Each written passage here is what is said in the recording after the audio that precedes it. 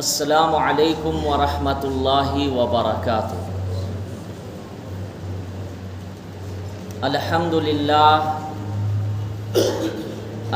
للہ نحمدہ ونستعینہ ونستغفرہ ونؤمن بہ ونتوکل علیہ ونعوذ باللہ من شرور انفسنا ومن سیئات اعمالنا من يهده الله فلا مضل له ومن يضلله فلا هادي له فأعوذ بالله من الشيطان الرجيم بسم الله الرحمن الرحيم يا أيها الذين آمنوا كتب عليكم الصيام كما كتب على الذين من قبلكم لعلكم تتقون وقال الله تبارك وتعالى شهر رمضان الذي أنزل فيه القرآن هدى للناس وبينات من الهدى والفرقان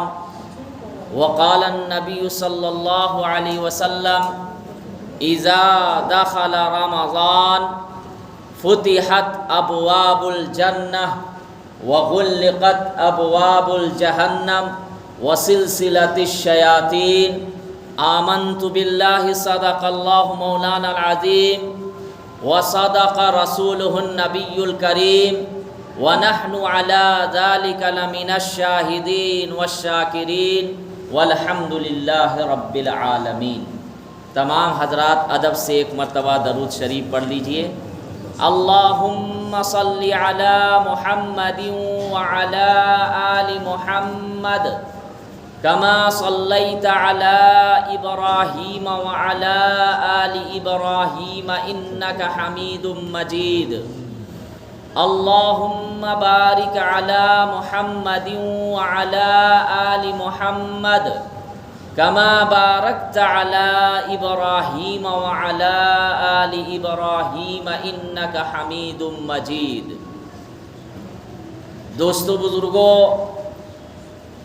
رمضان المبارک کا مقدس مہینہ چل رہا ہے اور ہم سب اللہ تبارک و تعالیٰ کی رضا کے لیے، اللہ کی خوشنودی کے لیے روزہ رکھ رہے ہیں، تراویح کی نماز ادا کر رہے ہیں اور ذکر اللہ، اللہ کا ذکر کر رہے ہیں۔ اللہ تبارک و تعالیٰ کے بارگاہ میں دعا ہے کہ اللہ تعالیٰ ہمارے روزوں کو، ہماری تراویحوں کو اور ہماری عبادات کو اللہ اپنے بارگاہ میں قبول عطا فرمائے۔ حدیث کے اندر ہے کہ رمضان المبارک کے مہینے میں 4 کام کرنے چاہیے۔ کتنے کام؟ 4 کام۔ مشکات شریف میں یہ حدیث موجود ہے۔ حضرت سلمان فارسی رضی اللہ تعالی عنہ روایت بیان کرتے ہیں کہ اللہ کے نبی حضرت محمد صلی اللہ علیہ وسلم شعبان المعظم کے آخری دن میں، یعنی رمضان آنے سے 2-4 روز پہلے، تمام صحابہ کرام کو اکٹھا کر کے یہ فرمایا کہ صحابہ، رمضان کا مہینہ آ رہا ہے جو بہت ہی مقدس اور بابرکت مہینہ ہے۔ یہ ایسا مہینہ ہے کہ جس میں اللہ تبارک و تعالیٰ نے قرآن مقدس جو سب سے بڑی کتاب ہے اس کو نازل فرمایا۔ انا انزلناہ فی لیلۃ القدر وما ادراک ما لیلۃ القدر۔ اس میں اللہ تبارک و تعالیٰ نے فرمایا کہ ہم نے قرآن کریم کو شب قدر میں نازل فرمایا ہے۔ کس میں؟ شب قدر میں، جو آخری عشرے میں انشاءاللہ اس پر روشنی ڈالوں گا۔ تو یہ بہت ہی بابرکت والا مہینہ ہے اور اسی مہینہ میں اللہ کے نبی صلی اللہ علیہ وسلم نے فرمایا کہ اللہ نے کتاب مقدس قرآن پاک کو نازل فرمایا۔ اسی طریقے سے فرمایا کہ اس میں ایک رات ایسی ہے جو 1000 مہینوں سے بہتر ہے، وہ کون سی رات ہے؟ وہ کون سی رات ہے؟ شب قدر کی رات ہے، جو 1000 مہینوں سے بہتر ہے۔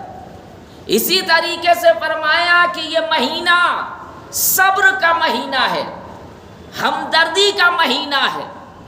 ایک انسان بھوکا رہتا ہے، پیاسا رہتا ہے، اپنی بیوی کے پاس وہ جاتا نہیں، قرب حاصل نہیں کرتا، صبح صادق سے لے کر غروب آفتاب تک، تو یہ صبر کا مہینہ ہے، یہ ہمدردی کا مہینہ ہے۔ وہ اس طرح کہ جب ہم اور آپ روزہ رکھے ہوئے ہیں، روزہ رکھ کے یہاں آئے ہوئے ہیں، تو روزہ رکھنے کے بعد غریبوں کا احساس ہوتا ہے، ہمدردی پیدا ہوتی ہے، محبت پیدا ہوتی ہے۔ یہ جو ہم 11 مہینہ من مرضی کھاتے ہیں تو احساس نہیں ہوتا، لیکن یہ جو 1 مہینہ ہم لوگ روزہ رکھ رہے ہیں نا، تو تنہائی میں کبھی سوچیں گے، بیٹھیں گے، تب احساس ہوگا کہ وہ لوگ جو بھوکے پیاسے ہیں، ہم لوگوں کو تو اللہ بے شمار کھلا رہا ہے۔ آپ نے کبھی غور کیا فلسطین کے مسلمانوں کا حال کیا ہے؟ میرے بھائیوں، شعب ابی طالب کا جو واقعہ ہے، 3 سال تک اللہ کے نبی حضرت محمد صلی اللہ علیہ وسلم اور ان کے جو ماننے والے اور کچھ اور ابو طالب کے خاندان والے، ان سب کو قید کر دیا گیا تھا 3 سال تک۔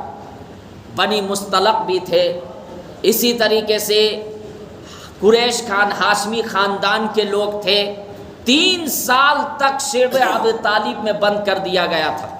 کیوں؟ کیونکہ اللہ کے نبی حضرت محمد صلی اللہ علیہ وسلم توحید کی دعوت دے رہے تھے، لوگوں کو ایمان کی دعوت دے رہے تھے۔ کفار نے یہ پلاننگ بنایا کہ ان کو جو ہے قید کر دیا جائے، ان سے بائیکاٹ کر دیا جائے، خرید و فروخت، لین دین، بات چیت بالکل بند۔ اس وقت ایسی نوبت آ گئی تھی کہ آپ صلی اللہ علیہ وسلم کے ساتھ جتنے لوگ تھے پتے کھا رہے تھے بھوک کی وجہ سے، کھانے کو موجود نہیں تھا۔ آج بھی فلسطین میں غزہ کے اندر جا کر دیکھے، ہم تو یہاں کھا رہے ہیں، طرح طرح کے آئٹم مل رہے ہیں، ہمیں احساس نہیں۔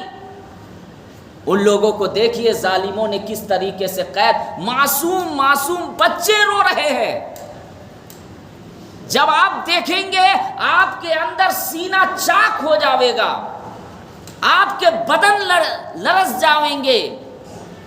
لیکن اگر ہم دنیاوی چیز میں الجھے ہوئے تب احساس نہیں ہوگا اس کے احساس کے لیے دل کے اندر نرم ہونا چاہیے۔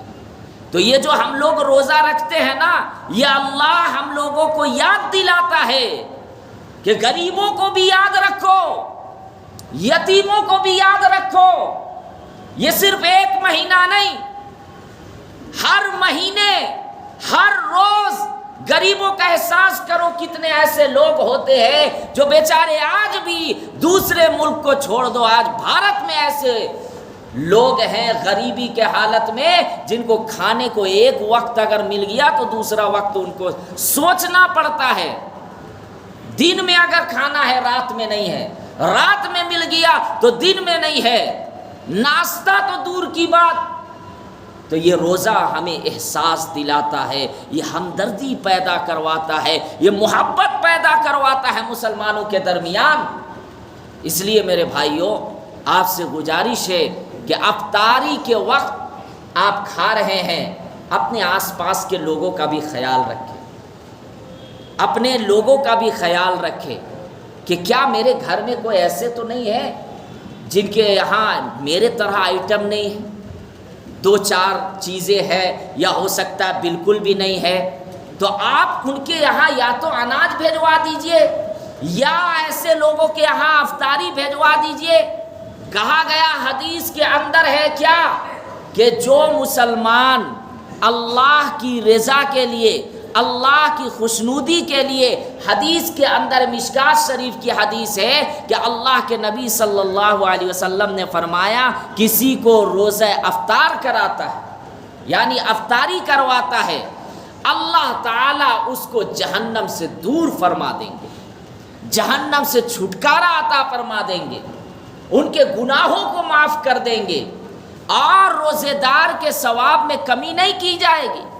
ایسا نہیں ہے کہ یہ روزہ رکھے ہوئے ہم کھلائے تو ان کے ثواب میں کچھ کمی ہو جائے گی، ہمیں ثواب ملے گا، انہیں بھی مل رہا ہے۔ ہمیں کیا ہے کہ جہنم سے چھٹکارا، ہمارے گناہوں کو اللہ معاف کر دے گا۔ اس لیے صحابہ کرام نے فرمایا کہ اللہ کے نبی صلی اللہ علیہ وسلم ہر انسان کے پاس تو اتنی وسعت نہیں ہے، اتنی طاقت تو نہیں ہے کہ کسی کو پیٹ بھر کے افطار کرائے۔ آپ صلی اللہ علیہ وسلم نے فرمایا کہ اگر کسی کو ایک گھونٹ پانی پلا دیتا ہے یا کھجور کھلا دیتا ہے، ایک کھجور، اس کو بھی اللہ تبارک و تعالیٰ یہ انعام عطا فرمائیں گے۔ اس لیے اگر کوئی مسافر جو روزہ دار ہے ان کو کھلائے، جتنی بھی حیثیت ہے، کیا آپ یہ نہیں چاہیں گے کہ ہمیں جنت نصیب ہو؟ بہرحال میں یہ عرض کر رہا تھا کہ یہ بہت ہی بابرکت مہینہ ہے، اس کی قدر کریں، اس کے ایک ایک منٹ ہمارے لیے بہت قیمتی ہے۔ اللہ کے نبی صلی اللہ علیہ وسلم نے فرمایا کہ رمضان المبارک کے مہینے میں 4 کام کریں۔ ایک تو یہ کہ اس مہینہ میں کلمہ طیبہ کثرت سے پڑھے، اٹھتے بیٹھتے چلتے پھرتے لا الہ الا اللہ محمد الرسول اللہ کا ورد کرے۔ عورتیں بھی گھر میں ہیں، ان کی بھی بڑی قربانیاں ہیں۔ بعض عورتیں یہ سمجھتی ہے کہ ہم اتنی محنت کرتے ہیں، مرد حضرات سوئے ہوئے رہتے ہیں یا پھر اپنے کام میں گئے ہوئے ہیں، ہم یہاں افطاری تیار کر رہے تو ہمیں کوئی ثواب نہیں۔ ایسا نہیں ہے۔ روزے دار کے لیے جو عورتیں محنت کرتی ہے، جو افطاری کا انتظام جو بناتی ہے، اللہ تبارک و تعالیٰ ان کے درجات کو بلند فرما رہے ہیں، ان کے گناہوں کو معاف کر رہے ہیں۔ یہ کوئی چھوٹی بات نہیں ہے۔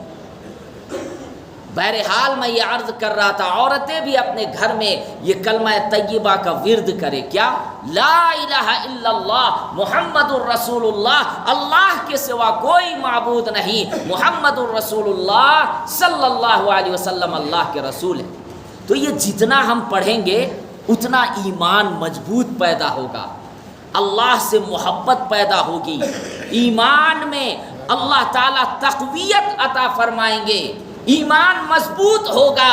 اس کو چلتے پھرتے جو فضول باتیں کرتے ہیں رمضان المبارک میں، ان سے ادب سے گزارش، فضول باتوں کو کم کر دیجیے، ان کے جگہ میں اللہ کا ذکر کیجیے۔ لا الہ الا اللہ، لا الہ الا اللہ، خدا کی قسم اللہ کے لیے پڑھ کر تو دیکھیے، اتنا مزہ آئے گا کہ بھوک کا احساس آپ کو ختم ہو جاوے گا۔ حدیث کے اندر ہے، آپ کو میں بتاؤں، جب حضرت عیسیٰ علیہ السلام جب قیامت کے قرب یعنی قرب قیامت میں جب آئیں گے، اور اس وقت یاجوج ماجوج کی جماعت آئے گی، وہ تمام چیزوں کو کھا جائیں گی، ان کی جماعتیں، کوئی چیز بھی کھانے کو باقی نہیں رہے گا۔ حضرت عیسیٰ علیہ السلام اپنے لوگوں کو بلند پہاڑ پر لے کر چڑھ جائیں گے، کھانے کی چیزیں تو ختم ہو جائے گی، زندہ کیسے رہیں گے؟ حدیث کے اندر ہے، روایت میں ہے کہ اس وقت وہ لوگ اللہ کا ذکر کریں گے، پیٹ بھر جائے گا، اللہ کا ذکر کریں گے، پیٹ بھر جائے گا۔ آپ بھی رمضان المبارک میں ذکر کر کے تو دیکھیے۔ اب آپ اگر غیبت کریں گے، آپ چگلی کریں گے، آپ گالیاں نکالیں گے، آپ ایک دوسرے مسلمان کے بارے میں گرانے کی کوشش کریں گے، بغض رکھیں گے، نفرت رکھیں گے، روزہ لگے گا، روزہ میں لطف نہیں آئے گا، بھوکا پیاسا کے علاوہ کچھ نہیں ملے گا۔ آپ کو اگر اللہ کا قرب حاصل کرنا ہے اور روزہ میں مزہ آئے گا، کہا گیا ذکر اللہ کرو، اور اس سے بھی بہتر اللہ کے مقدس کتاب قرآن پاک کی تلاوت کریں۔ کیوں؟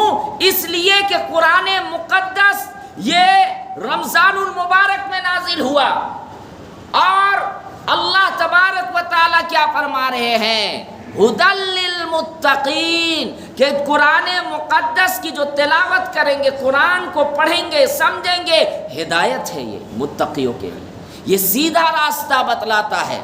تو قرآن مقدس کی تلاوت کثرت سے کریں۔ دیکھیے تراویح کی نماز میں ایک ختم قرآن تو آپ کو ثواب ملے گا سننے کا، لیکن ہر انسان جو ناظرہ پڑھنے جانتے ہیں یا جو نہیں جانتے اسے سیکھنا فرض ہے۔ ایک ختم قرآن کم سے کم اپنے سے پڑھے، اپنے سے پڑھے۔ آج افسوس کے ساتھ یہ کہا جاتا ہے کہ جو ہمارے گھر میں کوئی انتقال ہو جاتے ہیں، ہم حافظوں کو بلاتے ہیں، ہم عالموں کو بلاتے ہیں قرآن کی تلاوت کروانے کے لیے، ہم ان سے دعا کراتے ہیں۔ ممانعت نہیں ہے، آپ بلائیں۔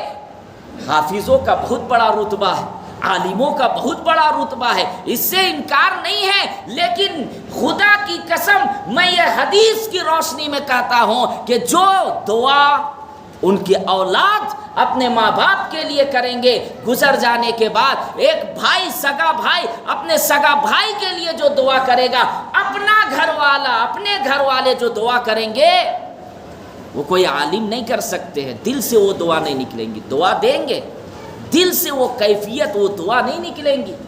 اس لیے اپنے سے پڑھنے کی کوشش کرے۔ باعث برکت یا بزرگان دین کو بلانا، ان سے دعا کرنا، یہ الگ چیز ہے، لیکن آپ بیٹھے ہوئے ہیں سائڈ میں، بس سب کچھ یہی لوگ کر لیں گے، ایسا نہیں کرنا چاہیے۔ آپ خود سے بیٹھیے اور اپنے ماں باپ اگر گزر گئے ان کے لیے پڑھیے گا، آپ دل سے پڑھیے گا، ان کے لیے دعا کیجیے گا، آپ دل سے دعا کیجیے گا۔ بہرحال میں یہ عرض کر رہا تھا کہ قرآن مقدس کی تلاوت ہر انسان پر کرنا فرض ہے۔ یہ نماز صرف فرض نہیں ہے، سوچتے کہ نہیں ایک نماز پڑھ لیے بس ختم۔ خیرکم من تعلم القرآن وعلمہ، کہ تم میں سب سے بہتر وہ شخص ہے جو قرآن کو سیکھے اور دوسروں کو سکھائے۔ طلب العلم فریضۃ علی کل مسلم، علم کا سیکھنا ہر مسلمان پر فرض ہے۔ اس علم سے مراد دینی علم ہے، دنیاوی نہیں۔ تو اس لیے ہر انسان یہ کوشش کرے کہ ہم ایک ختم قرآن، ہماری مائیں اور بہنیں بھی گھر میں بیٹھ کر ادھر ادھر کی باتیں نہ کرے، بلکہ کم سے کم ایک ختم قرآن مکمل کرے، زیادہ سے زیادہ 2 کیجئے، 3 کیجئے۔ تو اس مہینہ میں اللہ کے نبی حضرت محمد صلی اللہ علیہ وسلم نے کیا فرمایا کہ کلمہ کا کثرت سے ورد کر۔ اور دوسری چیز آپ صلی اللہ علیہ وسلم نے یہ ارشاد فرمایا کہ استغفار کثرت سے کیجیے۔ کیا کیجیے؟ استغفار۔ اس لیے کہ رمضان المبارک کے مہینے میں جو انسان روزہ رکھتا ہے، تراویح پڑھتا ہے، عبادات کرتا ہے، تو اس کے اندر تقوی اور پرہیزگاری پیدا ہو جاتی ہے۔ گناہوں سے بچنے کا اللہ تبارک و تعالیٰ ان کو راستہ دے دیتے ہیں۔ انسان آپ دیکھیں گے کہ عام دنوں میں جو گناہ کرتا ہے، رمضان المبارک میں وہ گناہ نہیں کرتا۔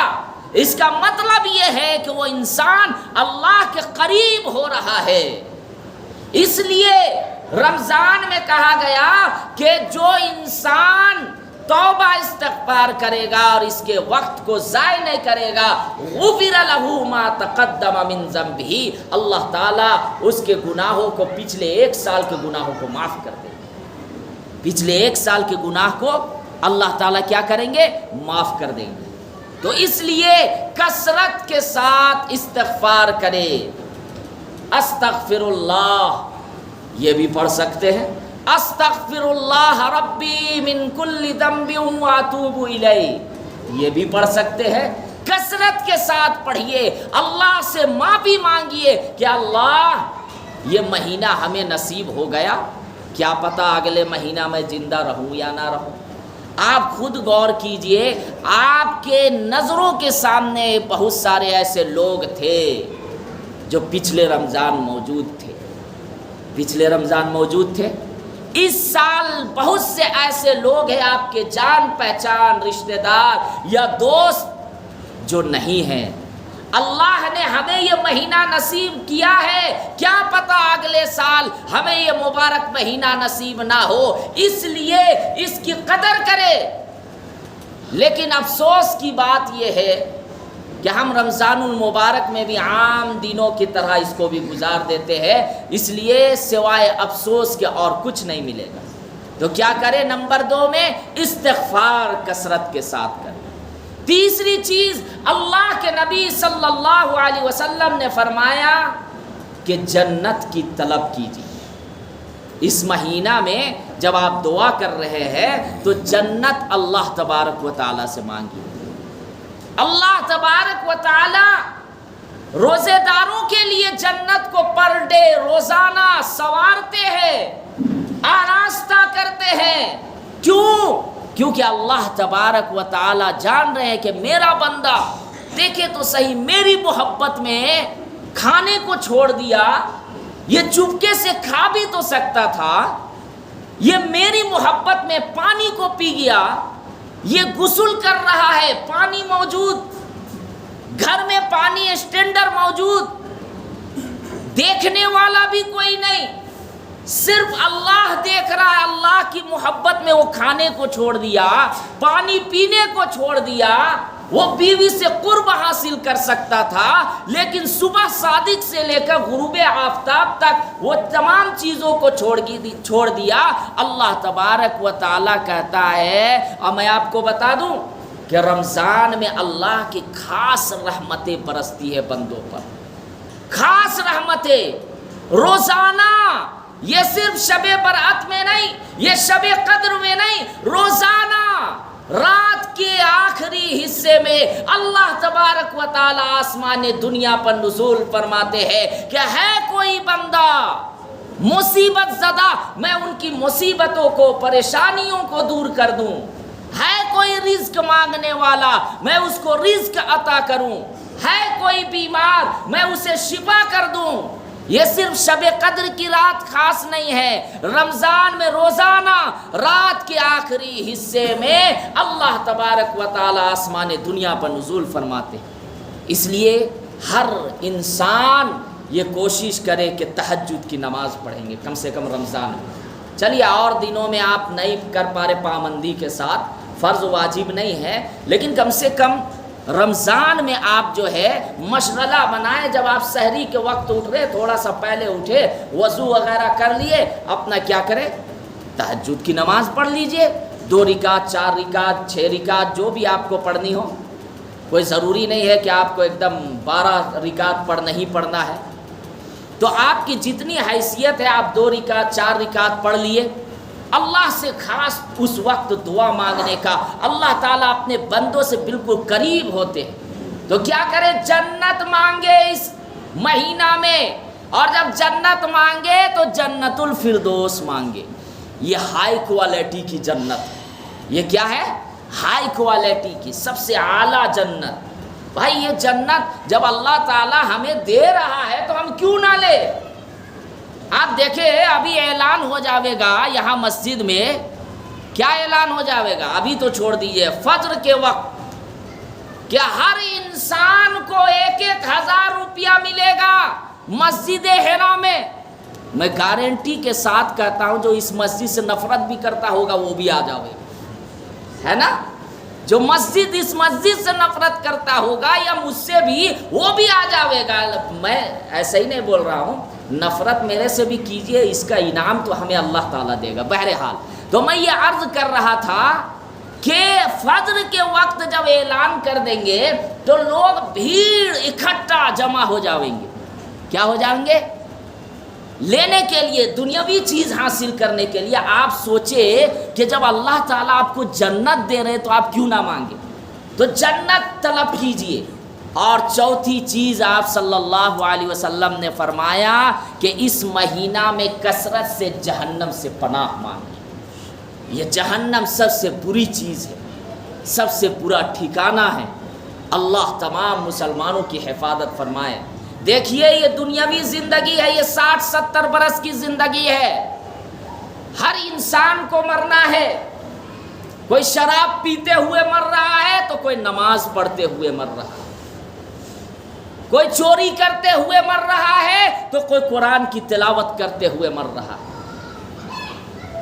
کوئی زنا کرتے ہوئے مر رہا ہے تو کوئی مسجدوں کی حفاظت کرتے ہوئے مر رہا ہے. آج فلسطین میں جو لوگ مر رہے ہیں نا، وہ شہید ہو رہے ہیں. اپنی زمین، اپنا حق، اللہ کا گھر کے لیے وہ مر رہے ہیں. ڈائریکٹ جنت. وہ ظلم نہیں کر رہے ہیں. ایسا نہیں ہے کہ بے قصور کو جان مار. یہ لوگ میڈیا والے غلط افواہ اڑاتے ہیں. بھائی ہماری زمین کو کوئی قبضہ کرے آپ چپ رہیں گے؟ آپ کی اپنی مسجد کو کوئی چھینے آپ چپ رہیں گے، خاموش رہیں گے؟ جب تک ہماری جان ہے ہم لڑیں گے. حق ملے نہ ملے یہ اللہ کے ہاتھ میں. ہمارا کام ہے بلند آواز کرنا. وہ لوگ بھی اپنے حق کے لیے مر رہے، شہید ہو رہے ہیں. اللہ تعالیٰ ان کی جانوں اور مالوں کی حفاظت کرے. جتنے بھی لوگ گزر رہے اللہ تعالیٰ ان کے گھر والوں کو صبر جمیل کی توفیق عطا فرماوے. تو آپ کیا کریں؟ جہنم سے پناہ مانگے. وہ ہمیشہ ہمیش والی ہے. یہاں مرنا سب کو ہے.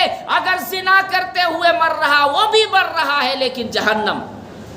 نمازی نماز پڑھتے ہوئے مر رہا ہے جنت. نیت اللہ کی رضا کے لیے. تھوڑا نیت، انما الاعمال بالنیات. اعمال کا دار و مدار نیت پر ہے. یہاں جمعہ میں بہت سارے لوگ نماز پڑھنے کے لیے آئے ہیں لیکن نیت کس کی کیسی ہے اللہ جانتا ہے.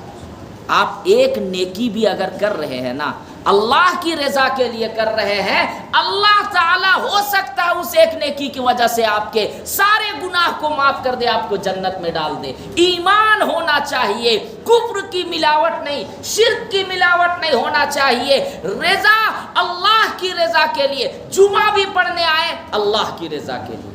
تو ایک آدمی چوری کر کے بھی مر رہا ہے، ایک آدمی نماز پڑھ کے بھی مر رہا ہے. دونوں میں ڈیفرنٹ فرق تو ہوگا نا. ایسا تو نہیں ہے کہ دنیا میں جو قتل پہ قتل کر رہا ہے، ظالم ظلم کرتے ہوئے مر رہا ہے، شرابی شراب پیتے ہوئے مرا بغیر توبہ کے، زنا کرنے والے زنا کرتے ہوئے مر رہے ہیں، ایک آدمی نماز پڑھتے ہوئے مر رہا ہے، اللہ کے راستے میں مر رہا ہے، دشمنوں سے مقابلہ کرتے ہوئے مر رہا. کیا دونوں برابر ہو جائیں گے؟ نہیں ہو سکتے. پھر تو اللہ کا قانون کے خلاف بات ہو جاوے گی. اس لیے یہ زندگی بہت مختصر ہمیشہ والی زندگی ہے، وہ آخرت کی زندگی ہے. تو چوتھی چیز آپ صلی اللہ علیہ وسلم نے فرمایا کیا؟ کہ جہنم سے پناہ مانگیے، روئیے کہ یا اللہ جہنم سے حفاظت فرما. کون جہنم؟ نار اللہ الموقدہ، اللہ کی سلگائی ہوئی آگ ہے. وہ آگ دنیا سے کئی گنا زیادہ خطرناک ہے. جب دنیا کی آگ لگتی ہے انسان برداشت نہیں کر پاتا. تھوڑی سی انگلی بھی اگر جل جاتی ہے انسان تڑپ جاتا ہے، مچل جاتا ہے، جسم جلتی ہے. کیسے لوگ تڑپتے ہیں، وہ جہنم کی آگ اللہ نے سلگائی ہے. کیا تاثیر ہوگی؟ روزانہ اس کو زندہ کیا جائے گا، جلایا جائے گا، طرح طرح کے عذابات ہیں. اس پر میں روشنی ڈالنا بھی کیونکہ وقت بھی ہو گیا مناسب نہیں ہے. بس اتنی ضرور بات کروں گا کہ اللہ سے دعا کرے کہ تمام امت مسلمہ کو اللہ تعالی جہنم سے حفاظت فرمائے، جہنم کی آگ سے حفاظت فرمائے.